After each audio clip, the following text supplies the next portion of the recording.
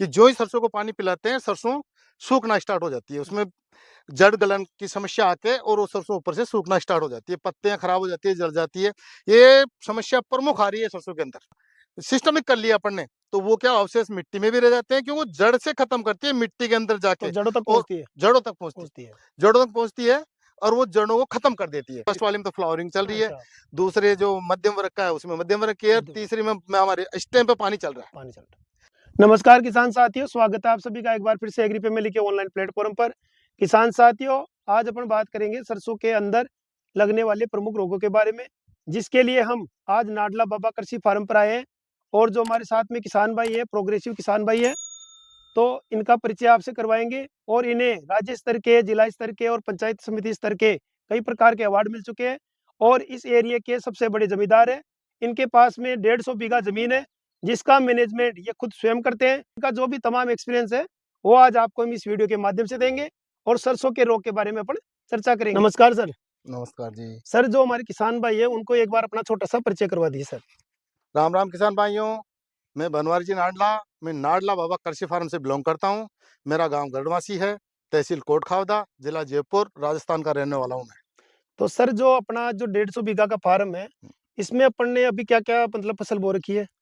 देखो किसान भाइयों, मैंने 90 एकड़ के अंदर 90 एकड़ के अंदर तो मैंने सरसों लगा रखी है और 10 एकड़ के अंदर मैंने गेहूं लगाया है की बार। गेहूं लगाया। और आप देख सकते हो, ये जो मेरी खेती है, सरसों भी बेस्ट इस टाइम पे बेस्ट चल रही है और गेहूं भी बेस्ट है मेरे पास। आम किसान भाई भी सरसों की खेती कर रहे हैं, हम्म, तो उनके कुछ समस्या आ रही है अभी इस टाइम पे। बिल्कुल। उनकी क्या हो रहा है कि जैसे अपनी जो फसल है सरसों की, हम्म, बुआई करने के बाद में 10-15 दिन की जब हो जाती है, हम्म, तो उस टाइम पर वो पानी देते हैं तो उनमें कोई फंगल नाम की एक बीमारी आ रही है, हम्म, जो मिट्टी के अंदर फफूंद है उसकी वजह से वो फैल रही है। तो किसान भाइयों को ये चीज़ समझ में नहीं आ रही है कि इसका अपन कैसे तो नियंत्रण करें हम्म। और क्या इसका विशेष कारण है जिस वजह से ये आ रही है। तो इसके बारे में हम जानना चाहते हैं आपसे और किसान भाइयों तक ये जानकारी पहुंचाना चाहते हैं। तो मैं आपसे जानना चाहता हूँ कि ये जो रोग लग रहा है अभी सरसों में, हम्म। वो किस कारण से लग रहा है और किसान भाई इसका कैसे नियंत्रण करे? मोस्ट इम्पोर्टेंट पर्सन है ये, कि आज जो अभी देखते हैं, अभी की सिचुएशन जो अभी देख रहे हैं किसान भाइयों के, खैर हमारे तो नहीं है कि हम तो समझते हैं इस चीज़ को भी ये बीमारी आ रही है। लास्ट ईयर भी आई थी ये हरियाणा के अंदर ये, कि जो ही सरसों को पानी पिलाते हैं, सरसों सूखना स्टार्ट हो जाती है। उसमें जड़ गलन की समस्या आके और वो सरसों ऊपर से सूखना स्टार्ट हो जाती है, पत्तियाँ खराब हो जाती है, जल जाती है। ये समस्या प्रमुख आ रही है सरसों के अंदर। फंगस लग रही है जड़ के अंदर, और ये लग क्यों रही है इसका भी हम बताएँगे और इसका निदान भी बताएँगे। जैसे अपन ने फर्स्ट पानी पिलाना है, उसमें जो अपन उर्वरक दे रहे हैं, जो रासायनिक पोषक तत्व दे रहे हैं अपन, वो पोषक तत्वों के साथ में कार्बोनडोजेम और मैनकोजेब दोनों फंगिसाइड आपस में मिला के और खाद में प्रति एकड़ एक एक 600-600 ग्राम के पैकेट ले आप, कार्बोनडोजेम और मैनकोजेब दोनों के 600-600 ग्राम के पैकेट ले, और 1 एकड़ के अंदर जो आप उर्वरक दे रहे हो ना, उस उर्वरक के अंदर आप उनको मिला के और छिड़क के बाद में पानी पिलाओ। तो ये क्या है कि जो समस्या है ना फंगल की, ये समस्या आपके काफ़ी का निदान हो जाएगा इसका, और आपकी फसल सुकर हो जाएगी इससे।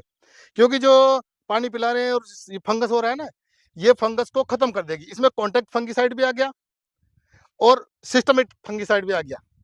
जो बावस्टीन आती है सिस्टमिक है, वो जड़ तक शुगर करेगी, और जो M45 है, जो मैंने बताया अभी, दोनों साल्ट, वो आपके ऊपर कॉन्टैक्ट जो पत्तियां खराब हो रही है ना, उसको सही करेगी।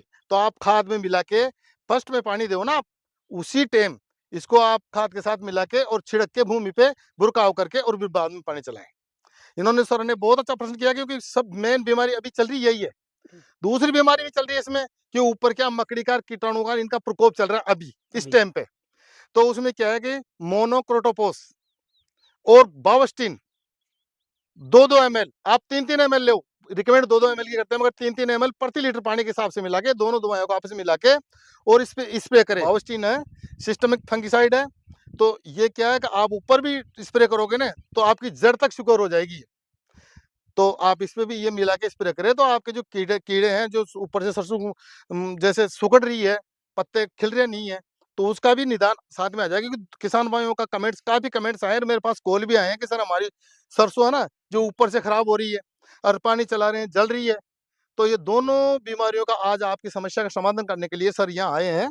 और इनके चैनल के माध्यम से मैं आपको ये मेरे में जो ज्ञान है, मेरे में जो ज्ञान प्राप्त किया, मैंने घूम फिर के कई-कई राज्यों में जाके, तो ये आप तक मैं मेरा ज्ञान जो शेयर कर रहा हूँ। तो सर जैसे आप बता रहे हो कि हरियाणा में पिछले साल इस रोग का ज़्यादा प्रकोप था हुँ, और क्या कारण रहे कि अपने राजस्थान के अंदर इस रोग का प्रकोप बढ़ा हुँ, और किसान भाई इससे ज़्यादा विचलित हो रहे हैं क्योंकि जैसे ही फसल अपनी उगती है, हुँ, थोड़े दिन बाद वो नष्ट हो जाती है तो किसानों को आर्थिक नुकसान हो रहा है। हुँ, तो जो इसके मेन कारण है वो किसान भाई को बताएँ ताकि वो किसान भाई हुँ, जागरूक रह सके और आगे से हुँ, अपनी फसल को बचा सके। हुँ।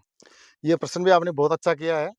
देखो किसान भाइयों, मेन जो इसका कारण है ना, मेन जो कारण, ये जो अपन खरपतवार की दवाएँ छिड़कते हैं ना, बरसात के समय, बाजरे में, इनमें, इनका क्या है कि जैसे आप कॉन्टैक्ट हर्बिसाइड का प्रयोग करें, तो वो क्या पत्तों तक रह के, मिट्टी में मिलके उसका असर खत्म हो जाता है।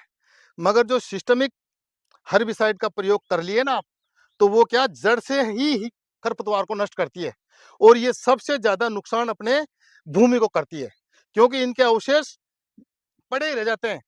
जैसे अपने बाजरे की फसल में किया अपन ने, अब वो क्या कॉन्टैक्ट अपन ने कर लिया, जब तो पत्तों तक रह गई और वो बाष्पीकरण होके उड़ गई। जैसे कि सिस्टमिक कर लिया अपन ने, तो वो क्या अवशेष मिट्टी में भी रह जाते हैं, क्योंकि वो जड़ से खत्म करती है मिट्टी के अंदर तो जाके जड़ों तक और पहुँचती है जड़ों तक पहुँचती पहुँचती है। जड़ों तक पहुँचती है और वो जड़ों को खत्म कर देती है। तो अपन क्या है कि इससे बचें, इस हर्बिसाइड से बचें, जहाँ तक अपने हाथों से निड़ाई-गुड़ाई करें। हरियाणा के अंदर यही होता है कि वहाँ क्या है कि सिस्टमिक हर्बिसाइड का प्रयोग कर लेते हैं वो, जैसे गन्ने गन्ने की फसल में, दूसरी बात है वो धान में, इनमें करते हैं तो उनके अवशेष रह जाते हैं और अवशेष जब गेहूँ बोते हैं तो उसपे असर नहीं होता, क्योंकि वो झगड़ा-झड़ वो भी रहती है, झगड़ा-झड़ उसमें भी रहती है, तो असर नहीं होता है। जो ही आप सरसों बोते हो और सरसों पे क्या है फिर पानी पिलाते हो, तो सिस्टमिक वाली जो हर्बिसाइड है, वो जो ही पानी पिलाते हैं एक्टिव हो जाती है और जो ही एक्टिव होती है आपकी जड़ को खत्म कर देती है। इसको भी वो खरपतवार ही मान लेती है। सरसों की फसल को भी ये खरपतवार ही मान लेती है।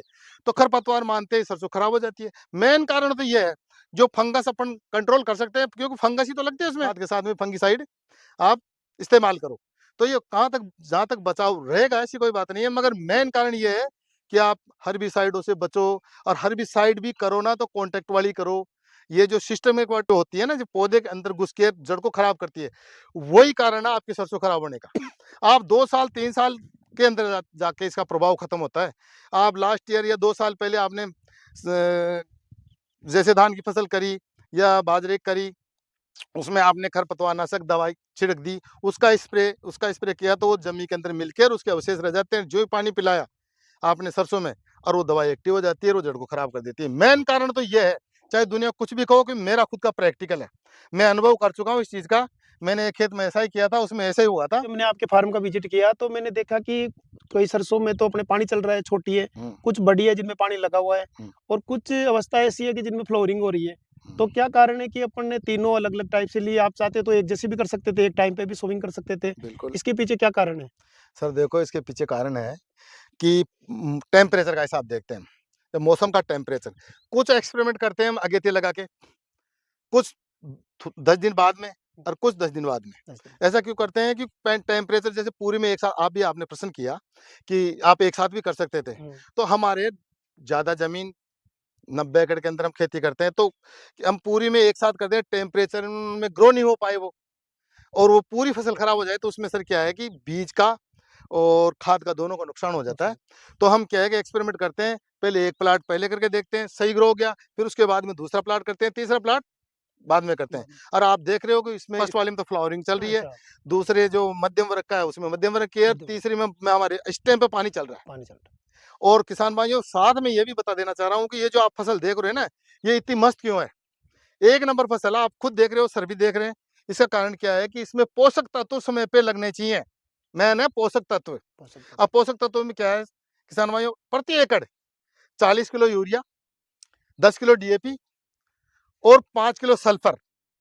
सल्फर इसलिए बताते हैं हम, क्योंकि किसान भाइयों देखो, ये सल्फर फंगस से बचाती है, सर्दी से बचाती है और मेन इसका कार्य है, जो अपने लेब बढ़ती है ना, तेल की मात्रा, अपन मंडी में जाते हैं बेचने, वहाँ लेब निकाला जाता है, वो 42-43% वो लेब की मात्रा सल्फर ही बनाती है। है। सरसों में जो तेल की मात्रा बढ़ाती है ना, वो सल्फर ही बढ़ाती है। तो किसान भाइयों, ये चूक कभी मत करना, जब भी आपको सरसों का ओढ़ने का या तिलनीय चीज़, सरसों ही नहीं, जो तिलनीय चीज़ें जैसे तिल हो, मूँगफली हो, सरसों हो, जिसमें तेल निकलता हो, वो सभी चीज़ों में सल्फ़र लगती है किसान भाइयों। तो आप हमेशा इस सल्फ़र का प्रयोग करें और 42% से कम नहीं बैठेगी, ये हम कह रहे हैं ना उस तरीके से। जैसे हमने 5 किलो प्रति एकड़ दे दिए पहले बुआई के समय, अब हम 2 किलो प्रति एकड़ अब लगा रहे हैं। इसके साथ में आपको डोज़ बता देता हूँ मैं, 40 किलो तो आप नाइट्रोजन ले 10 किलो डीएपी ले और 2 किलो इसमें सल्फर साथ में मिलाओ और इसका मिश्रण बना के और पानी से पहले मतलब हम लोग को पानी पिलाना है उससे पहले या तो 1 दिन पहले या जस्ट उसके आगे-आगे और वो भी 10 बजे बाद में, दिन के 10 बजे बाद में। उसका कारण क्या है कि सुबह अर्ली मॉर्निंग जब अपन बुरकाव करेंगे ना खाद का, तो वो क्या है कि पत्तों पे टच करके जमीन पे गिरता है और पत्ते जो टच करे उस टाइम पे नमी रहती है पत्तों में, तो पत्ते जलने की शिकायत रहती है। तो किसान भाइयों 10 बजे बाद में अपने खेत में पूरे में ये जो मिश्रण है इसको छिड़काव करके या बुरकाव करके मतलब छिड़काव नहीं बुरकाव करना है, आप कहीं स्प्रे से कर दो। हमारा छिड़काव करने का मतलब ये भी रहता है भाई आप हाँ, छिड़काव कर दो मगर छिड़ आप स्प्रे से कर दो। नहीं स्प्रे से तो करना ही नहीं है सरसों में। स्प्रे तो हम बताते ही नहीं कि स्प्रे से कई किसानों भाइयों को नुकसान हो गया। वो उस टंकी से स्प्रे कर देते हैं जिससे खरपतवार देते हैं वो और वो सरसों खराब हो गई। तो आप क्या स्प्रे तो हम बताएँगे नहीं आपको भाई आप स्प्रे करो। तो आप तो है ना उसको भुरकाव करके पीछे से पानी चलाना, बाद में पानी चलाना है और फिर देखना आपकी फसल कितनी लहलहाती है, कितनी मस्त रहती है, कि उत्पादन का क्या रिज़ल्ट रहता है आपको। आप खुद रिज़ल्ट देख के हमारे पास कमेंट्स करोगे। सर आपने सरसों की जो बेचने वाली बीमारी है हुँ, फंगस की उसके बारे में हुँ, और इसके उर्वरक प्रबंधन के बारे में किसान भाइयों को जानकारी दी। हुँ, इसके अलावा भी कोई चीज़ रहती है जो स्पेसिफ़िक हो, यूनिक हो, हुँ। वो हमारे किसान भाइयों को अगर आप कोई सुझाव देना चाहते हो तो ज़रूर दें सर एक बार। बहुत धन्यवाद। सर मैं आपका बहुत-बहुत आभार व्यक्त करता हूँ, क्योंकि आपके चैनल के माध्यम से मैं मेरे किसान भाइयों को, जो हिंदुस्तान के किसान हैं, उन तक मेरी जानकारी जाए। किसान भाइयों जो इन्होंने प्रश्न किया, इन्होंने किया कि भाई और भी किसान भाइयों को जो कोई जानकारी देना चाहते हो तो दे सकते हो। तो किसान भाइयों जो हमने बताया, जो डोज़ बताई हमने और जो हमने आपको बताया फंगिसाइड का, वो सब चीज़ों को आप इस वीडियो को 2 बार देखो, 3 बार देखो, उसको अच्छी तरह देख के, समझ के और फिर ही आप इसका प्रयोग करें। किसान साथियों, सर के द्वारा बहुत ही टेक्निकल जानकारी जो कि अपन को हर जगह नहीं मिल पाती है कई बार। इस एरिया के अंदर इनसे अच्छा और टेक्निकल फार्मर नहीं देखा है अभी तक, जो कि इतने लंबे क्षेत्र में खेती कर रहे हैं और अच्छा उत्पादन भी ले रहे हैं। इनका उत्पादन देखने के लिए, इनकी फसल को देखने के लिए कई बार हमारे कृषि विभाग की टीम भी आती है यहाँ पर, विज़िट करके जाती है, जो कि इनका फार्म एकदम यूनिक है। ये ऐसा मैं बोल नहीं रहा, आप खुद भी आके विज़िट करके देख सकते हो। किसान साथियों, हमारे द्वारा बताई गई ये जो जानकारी आपको कैसी लगी है, कमेंट करके बताएँ और वीडियो अच्छा लगे तो अधिक से अधिक किसान भाइयों तक शेयर करें। मिलेंगे फिर ऐसी एक नई वीडियो में सर के साथ फिर से दोबारा। तो जय जवान, जय किसान। जय श्री राम।